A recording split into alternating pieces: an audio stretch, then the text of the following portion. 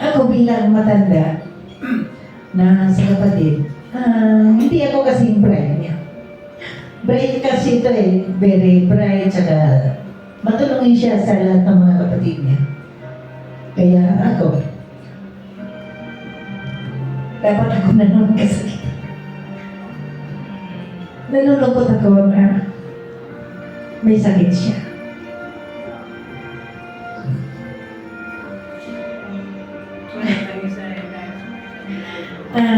Nalulungkot ako talaga na may sakit siya. Ako, ang anak ko ay 7. Ang anak niya ay 2 lang. Pero yung 7 kong anak, okay naman kami masaya. Pero mas masaya ako kung kami magkakapatid. Hindi kami magkakahiwalay. Napakasakit po sa isang ating na mayroon kang nakikita na yung kapatid mo may sakit. Puri ng Panginoon dahil lahat ng ito inilalaga ko sa Kanya. Alam ko, pag bigyan pa siya ng extension of life, hihingi ko yung kay God. Thank you po sa lahat. Thank you. Happy birthday. Kapagsalita ng Tagalog. Okay lang. Kung Bisaya, Sige na. Hindi sila para salita. Bisan, sikat sa gulti pa kita. Nakabulig, balik pa sa Amerika. Si Manalawa, nakabulig man yan. Pero, kinitaliwat na bisan siya puruligan, napagitagap siya puruligan. Dahil wala ka baraka pag sumati sa aking ikuan. Lin-lin nga tito pagkadigad sa Manila kay si Mama, karuyag magkaururo sa gadkam. Kaya makuli na kung matuod at itong pagkaururo sa kung arang patay na si Mako. Kita na tanan, oras kita tikagto. Ngayon kada sa salaton maging praktika kita, maabot na buto sa kinahuli. Ang medon putang na din ang kabalibaran. Nabaraka ko nga niya na akong pamilya kung sarita na diri haros sumugot kay natigdaan niya. Pero nagtalimo ako. Pasalamat na kami din si Dako na alin Purela ti kaya nagnakan kumasahay. Salamat sa nga tanan nga mubulig gikan sa akong kabuti kay ikaw ang nagdumara sa pamilya naton.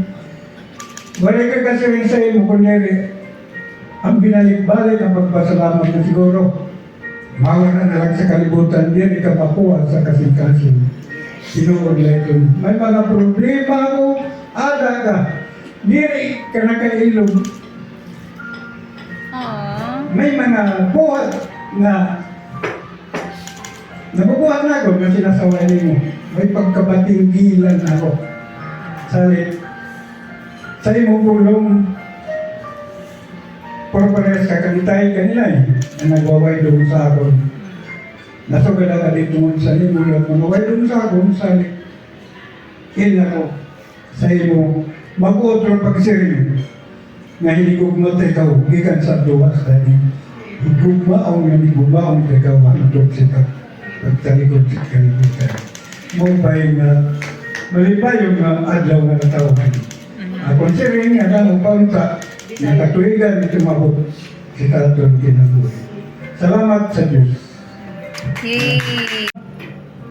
Salamat ko ngayon sa aking mga pamangkin, sa mga tanda ng kapatid at sa iba, at higit sa lahat, ang aking ate. Yun. Una sa lahat, sa tagal namin hindi nakikita, panahon, dikada. Pero sa aking pagtulong sa aking pagising, lagi akong dumadalangin sa Panginoon.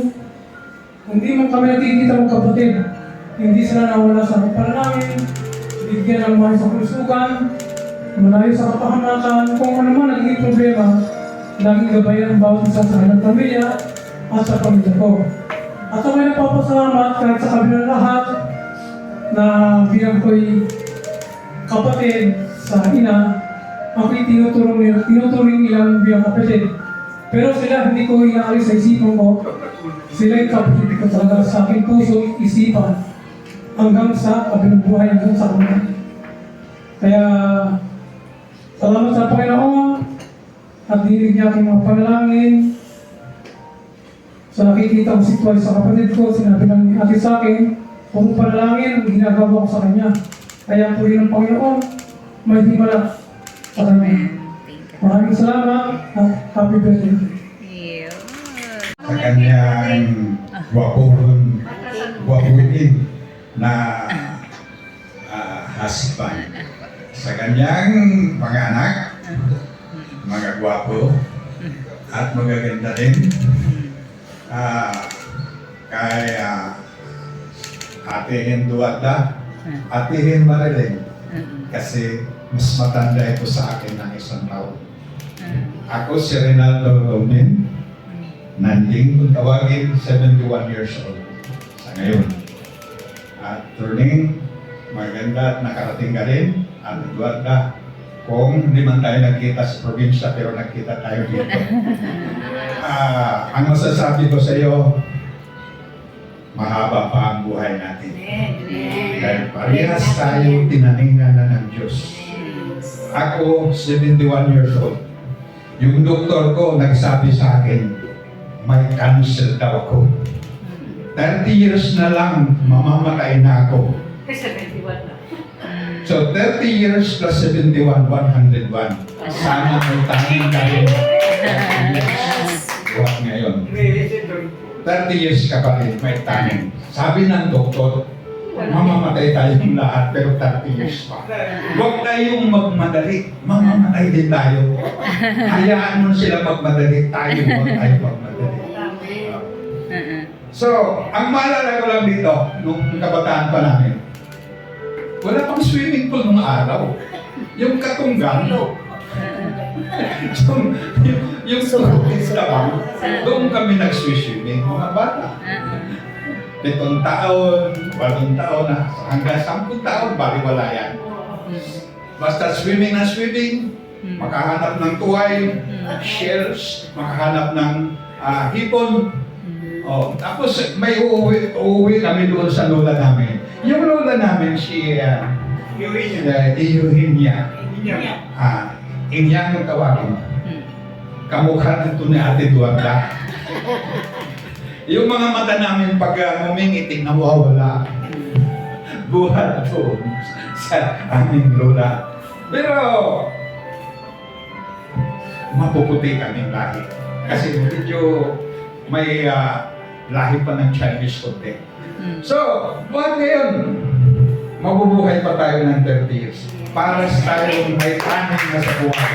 Huwag tayong magmadali. Magandang hapon at happy birthday sa iyo. Tumala po kayo sa birthday ng Lola, Latita, Latito, sa mga pinsan ko. Maraming salamat po sa inyo. Happy birthday, masaya ako kasi nagkaroon ng ganitong celebration. At saka siyempre, meron naging surprise sa'yo, plan. Napakasarap ng din tingnan na makita ng naranasan mo yun. And thank you kasi.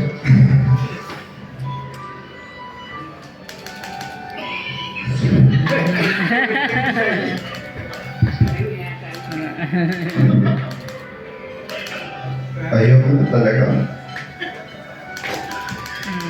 pumunta kasi nahihirapan din ako. Nakikita ko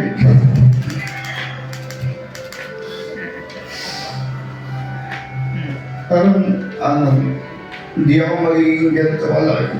Hindi dahil kayo mga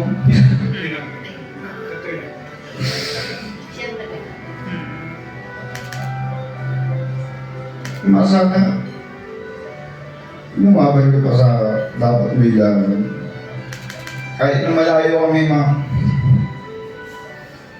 hindi ko pa rin naman sa buko namin lalo sa akin.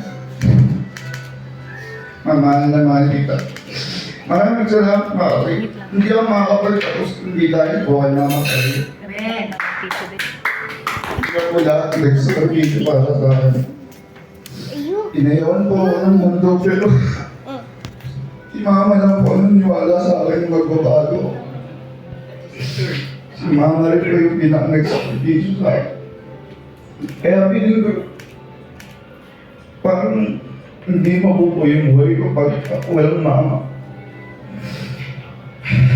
Excuse me. Sobrang sakit po talaga sa akin na malaman na ganyan, pero alam ko na lalaban ka. Alam ko na mas malalakasin ka pa ni Lord. Masaya ako lahat po. Maraming salamat po. Happy birthday, man. Love you. Sa mga di ko alam, ako po yung nasasabing pinaka-spoiled ng mama sa lahat. Sa aming magkakapatid na ako yung may palayaw na Wonder Boy. Ako yung pinaka parang masasabing pinakamaligaya kasi si mama ever since nung bata pa ako, sobrang ayaw kong kumain ng gulay nun. Tapos meron isang time, hindi nga lang isang time, palagi binibigyan niya ako ng parang tinatago niya ako, ito RC, ito egg, kainin mo yan huwag mo sabihin sa nanay mo.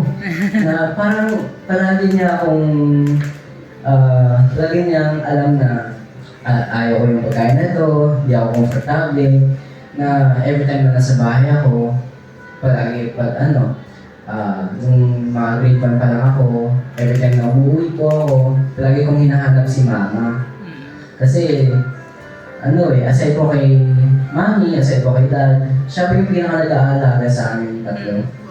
Kaya ako po, very blessed po ako na magkaroon ng ganitong lola, na kahit wala pa sila mami, si daddy, kapag maalis sila, meron mama pala dito sa bahay na ito. Si mama, hindi naman po siya nag-I love you. Pero yung I love you niya, naghuhugas ng pinggan ng madaling araw, naghahain ng pagkain para sa amin, para pambaon, yung napakasarap na nilagang baka, na kahit pa paano, yung parang palaging di kami nagugutom dahil sa kanya. Kaya ngayon gusto ko lang sabihin, thank you, I love you, and happy birthday. Happy birthday, Ma. Thank you kasi namin isa kami dalawa lang sa bahay. Natulungan mo ako. Pag may akong problema, Tsaka, thank you, Mama. Happy birthday. I love you. Love you. God, hindi lahat ng tao nagkaroon ng pagkakataon na marinig yung magagandang bagay sa kanilang buhay. Tama? The most important thing in life is relationship. Marami pong tao, wala namang sakit, parang may sakit. Marami rin namang tao, may sakit, parang walang sakit. Kasi na-enjoy nila ang buhay. Psalm 118:24. This is the day that the Lord has made. Let us rejoice and be glad in it. Ito ang araw na ginawa ng Diyos. Dapat tayong magsaya at magdiwang. Lagi nila sinasabi, every gising is a great blessing. Alam niyo po ba, nung nagising tayo kanina, maraming hindi nagising? Alam niyo po ba, nung papunta tayo dito, marami rin pong aksidente ang nangyari. Pero dito ngayon, buhay tayo. Kala nila po, ang namamatay ay yung mga may sakit. Kamakailan lamang sa Pampanga, may gumuhong building. Ilan po yung natabunan. Life is a gift of God, and whatever we do in our lives is our gift to God. So kaya nagpapasalamat tayo sa Panginoon kasi pag sinabi naman natin this is the day that the Lord has made, hindi naman ibig sabihin is walang problema. Alam niyo po, sabi nila ang buhay ay parang gulong. Minsan nasa itaas, minsan nasa ibaba. Okay lang po yun. Pero ngayon po, ang gusto ko lang sabihin, ang buhay parang riles. May dalawang dinadaanan. isang tao po, lagi siyang parehong may dalawang ganito. Huwag kayong maniniwala na wala siyang dalawang ganito. Kahit anong yaman at ganda pa ng buhay ng isang tao, may problema yan. Lahat tayo may problema. Lahat tayo may krus na pinapasan. Lahat po tayo, kahit nakapag-aral, maganda ang tahanan, may problema yan. Pero ito naman yung isang riles.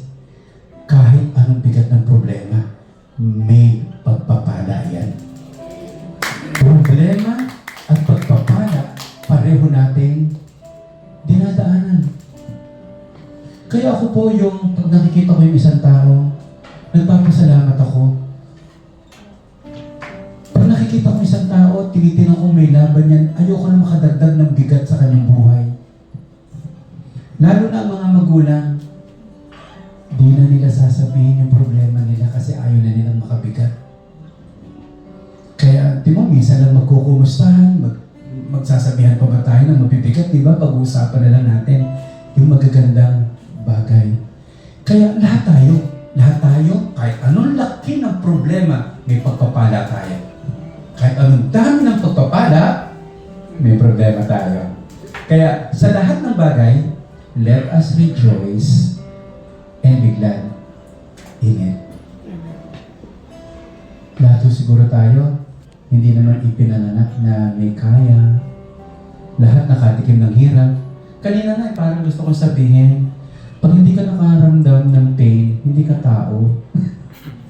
Di po ba? Pag hindi mo naranasang umiyak, sumikit ang dibdib sa maraming problema, hindi ka tao.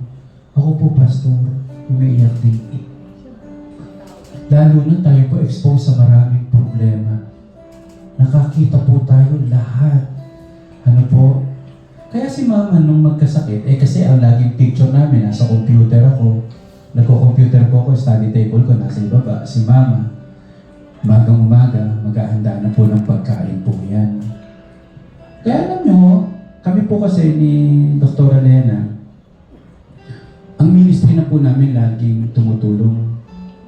Kaya marami rin pagkakataon wala po kami sa bahay. Kung wala po si mama, paano kami makakaalis? Kaya po yung tagumpay namin ni Doc Lena sa po yung likod, ang nasa likod po ay si mama. Kaya ngayon po talaga naghahanap po kami ng kasambahay para yung instead na si mama yung gumawa, iba na po yung gagawa. Kung tuwa ako kay mama, every time na narinig ko yung story na ang dami niya natutulungan. Alam niyo po ba, Tito Torning, Tito Landing, sabik na sabik si mama sa inyo po. Sa mga kamag-anak. Totoo po. Kasi kami 8. Hindi ko po inabutan ni Lolo. Inabutan ko naman pero kapiranggot na lang ng both side. Kaya si mama lagi siya nananabik. Kaya sabi namin, nung last year, huwag na natin palagpasin. Punta tayo sa Leyte. Abo yung Leyte. Pagkatapos, from Leyte pala, ang lalayo pa. Tumatawid kami ng San Juanico Bridge. Ang lalayo. Sabi, wala mo siya reklamo. Sis, kay mama to eh. Kay mama to. Naniniwala po ba kayo, ang pinakamagandang lugar ay ang lugar na naroon ang mga espesyal na tao sa buhay mo? Hindi po Japan. Hindi Amerika ang pinakamagandang lugar. Lugar na kung saan naroon yung mahal mo. Yung mga pagkain na yan, masarap ba yan? Subukan mo kumain mag-isa. Pagandahin mo to, at ikaw lang nag-iisa. Di ko alam. Pero sa totoo lang po, mga tita, mga tito, Tita Eduarda, kahit tuyo at talong yan, di natin makakalimutan yung pagsasama. Ako first time ko po kayong nakita. Pero si mama, kayo po ang pinananabikan po niya. Kahit si Tita Eduarda, pag susulpot sa amin, masaya po. Sa totoo lang, more than yung gamot, kayo po ang kalakasan ni mama. Kayo yung gamot ni mama. Kayo yung vitamins ni mama. Kaya nga po, ako po as a pastor, dito po, hindi naman mo kailangan kayo lagi ang pupunta sa bahay. Kahit kahit kami ang pumunta naman at pumasyal sa bahay nyo, magkita-kita. Kaya ako, tuwa ko, sabi ni Tito Landing, 30 years pa. 30 years? Alam niyo po, natutuwa po ko yung idea na ganito. Ganda-ganda. May po tayo mag-sermon sa mag-research. Ang goal natin, hindi naman lang humaba ang buhay. Pasayahin ang natitirang buhay. Amen. So, totoo po yun. Ibig ba sabihin, may sakit ka, wala ka ng karapatan bumiyahe, wala ka ng karapatan na gawin yun gusto mong gawin sa buhay. Kaya ayun yun po, nakasuporta po kami kay Mama. So, salamat sa Panginoon. May kanta po tayo sa simbahan. Hiram sa Diyos ang aking buhay. Pagkatao, sa Diyos nagmula, parang ganyan.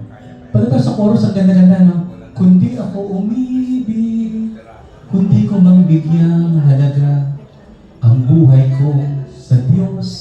Ang buhay ko hiram sa Diyos, kundi ako nagmamahal. Sino ako? Sino po rito naniniwala po? Si Mama nagmahal. Di po ba? Hindi lang po ito sa kapartner sa buhay. Talagang sa totoo lang ha, si Mama hindi man ganon naging perfecto po. Pero mapagmahal po si Mama. Nung araw, nung maliit pa yung mga anak ko, Opo. pagka narinig ko ito na pupunta doon sa bahay nila, Ate Marlene, matik yan. Lahat sila doon. Diba sila Grace, si Sherlyn, kasi ito, si Ate talaga mapagmahal yan. Grabe po ano. Palakpakan nga natin po si Mama. Saka ano, kita, ang ganda-ganda po, ano yung naririnig mo. Di po ba kasi, minsan po yung mga ginagawa natin, hindi naman mapapakinggan agad eh. Ba't may alam ba na si Mama may pinag-aral? Merong tinulungan? Si Mama nga, handang ibigay ang lahat eh. Apartment, jeep, kaya di mo po, hindi ganun kasikat si Mama, pero may doktora siyang napag-aral. May doktora po siya. Ito pili mo po, to God be the glory. Mama, meron kang apo na nasa Lasal. Nag-aaral ngayon. Kahit nga kahit nga po dito, yung may pera, di ka na matalino, di ka makakapasok dyan. Di po ba? Kami, hindi po mayaman, pero binayaan ng katalinuhan.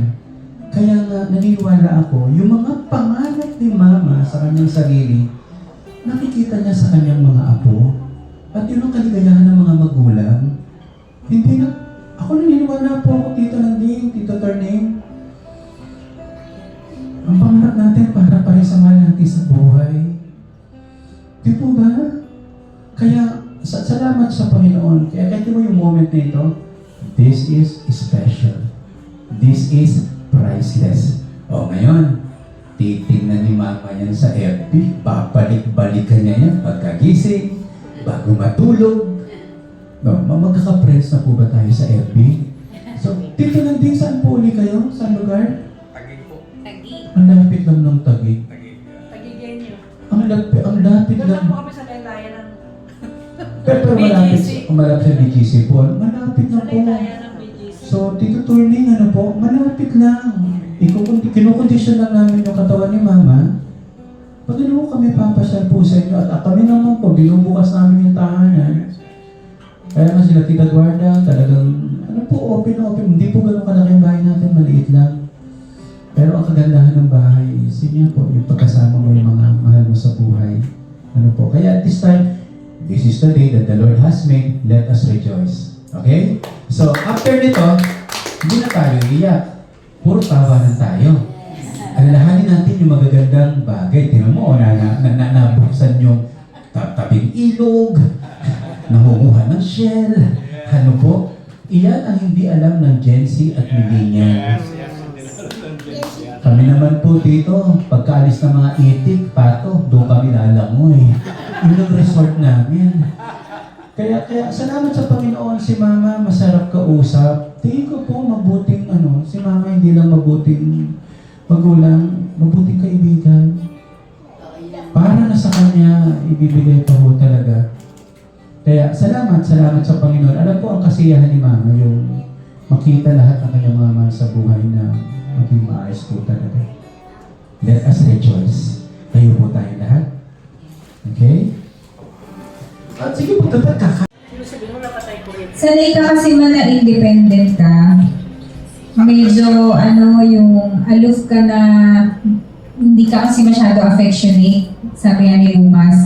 Sanay kami sa'yo na ayaw mo na sumasama pag umaalis kaming family, kasama ka sa family, pero siguro dahil nga yung naging upbringing sa'yo, sanay ka na mag-isa. Hindi mo kami gustong samahan. Siyempre nakakasama ng loob yun dahil gusto ka namin ipasyal, dahil nga namin sa ibang bansa, lagi kami nagpaplano, tapos ayaw mo na sumama. Pero ngayon na may sakit ka, sama ka naman sa amin na sama kasi no choice ka. Kaya kahit na mabigat yung situation natin ngayon dahil may sakit ka, ang pinagpapasalamat ko po talaga sa Panginoon, napaka-vulnerable po ni Mama ngayon na mag-receive ng love.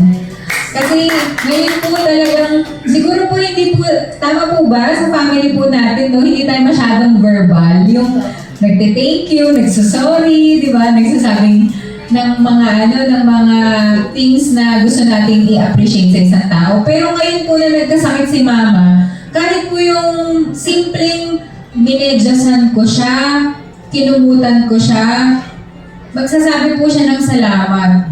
Tapos, napaka mahinahon po. Naninibago po kami kasi si Mama po talagang medyo lagi pong nakatersera ang boses talaga niya, no?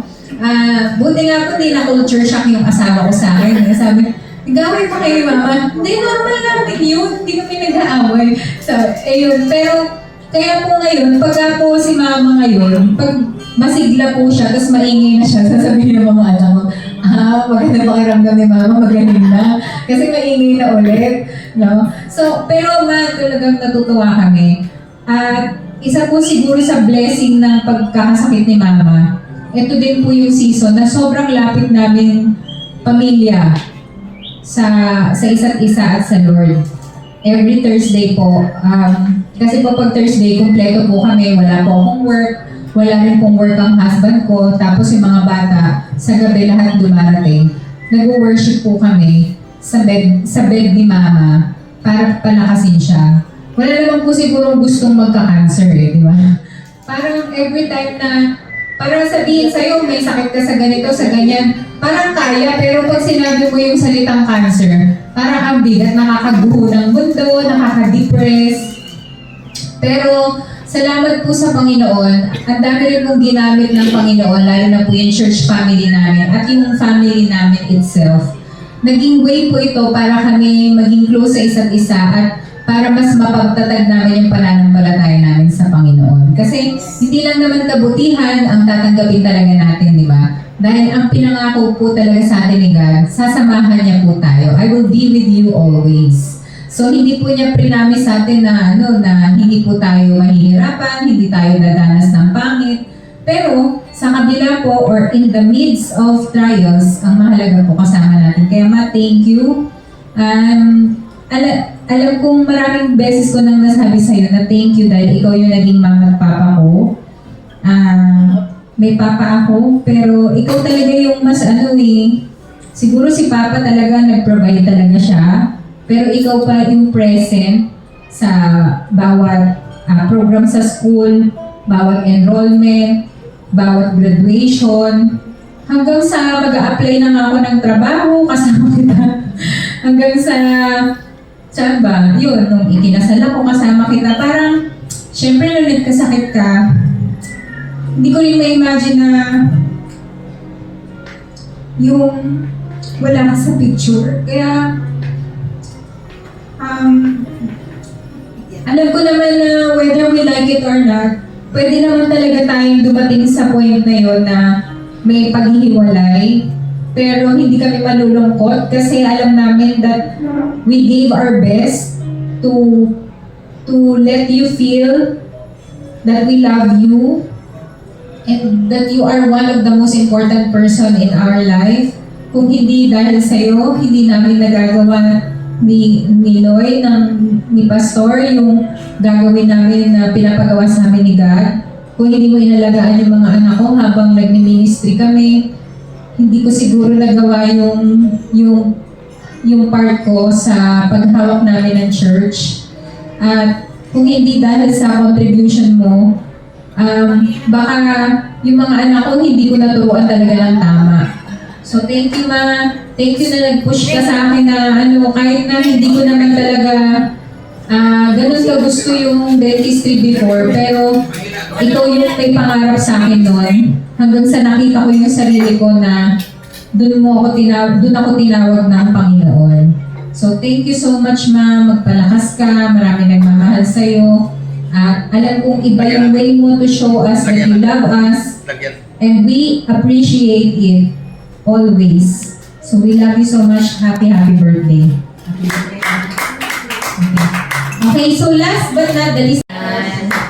So, Ikaw na online na ako, tama. So, panalo pa rin siya.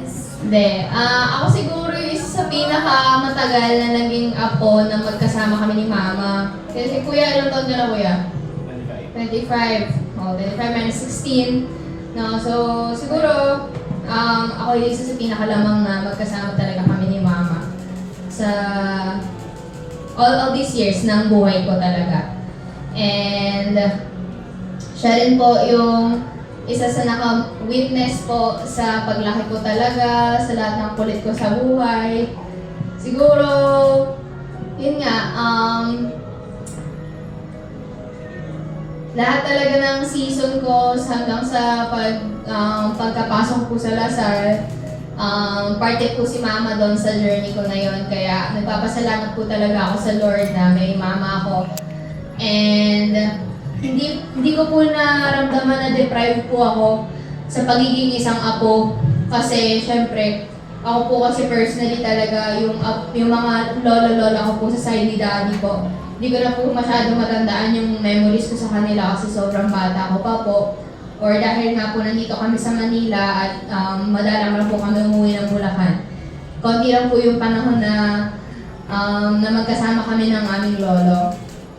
Pero si Mama nagkakasawa na nga po sa bahay. Pero yun ma, nagpapasalamat po ako sa inyo kasi actually isa sa mga hindi po alam, sobrang dami din po nadala ni Mama na tao sa Lord. And siguro mas dapat po natin din siyang i-honor dun sa part na yun kasi kahit na alam ni Mama sa sarili niya na hindi siya biblically literate, na hindi po siya masyado maalam sa mga Bible, gano'n. Pero sobra po yung effort niya. Ako po lagi yung kasama niya kapag nag-celebrate po siya sa bahay. Ako po lagi kinakaladkad niyan. So, una ko pong actually nagpapiano po kasi ako sa church. Pero ang training ground ko po yung cell group ni Mama. Yung kapag nag-hymnal po sila, gano'n. So, kahit magkamali ako, okay lang kasi ilan lang naman sa 5, gano'n. Pero yun nga po, nagpapasalamat po talaga ako sa Lord kasi alam ko po na si Mama, yung legacy po na iniwan niya sa amin, hindi lang yung sa pag-aalaga, gano'n. Although yun naman po talaga yung bagay na kilala po siya or magaling po siya, gano'n, sa pag-aalaga po sa amin. Pero sobrang dami rin po talaga niyang naidala sa Lord, and alam ko po na kahit na ngayon hindi na po siya na active sa church masyado, gano'n. Pero hindi po sayang. Never po naging sayang yung mga itinanim niya sa kanya mga alaga, gano'n, yung mga ini-invest nila sa kanya. So, naging model din po talaga si Mama sa akin, and every time po na, yun nga po, binabalikan po namin nila Mommy sa memories po nila na gumigising po talaga siya ng 3:00, gano'n, para magbasa lang ng Bible, gano'n. So, ako minsan, lagi akong suki sa pag-alit kasi dahil nga po, ang gumagana po yung utak ko gabi na, no? So, 3:00 po ako, nandun pa rin sa sala, gano'n, nag-aaral po ako, gano'n. And, nung patulog na ako, pagising na siya, gano'n, so magkabaliktad po kami, gano'n. So yun, Ma, thank you so much, Ma. Hindi ko lang siguro lagi nasasabi, pero sobra kitang na-appreciate kasi tayo magkamukha. Yan. Pero, ayun, mula po pinaka-early stages lang ng buhay ko nandun ka. Sabi ko, nakwento nga nila, Mami, ikaw yung nagpapatahan din sa akin, gano'n. So, yun, thank you po kasi hindi niyo ako sinukuan din. Hindi sinukuan sila Mami habang first time nila maging magulang. Diba? So, yun. And dahil dyan, kakantahan ka ng paborito mong ako.